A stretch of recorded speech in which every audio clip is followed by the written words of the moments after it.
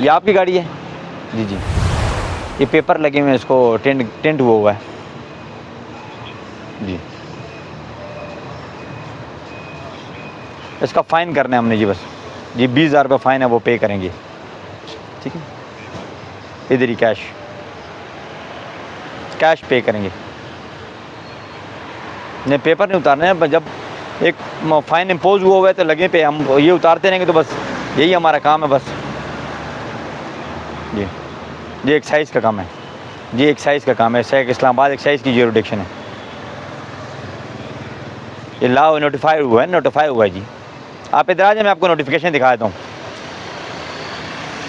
जी। Notification आप आएंगे तो मैं दिखाऊंगा ना, उधर से फ़ोन पे मैं आपको नहीं दिखा सकता। कह रहे हैं नोटिफिकेशन दिखा दें, अभी इनको फ़ोन पे मैं दिखा नहीं सकता।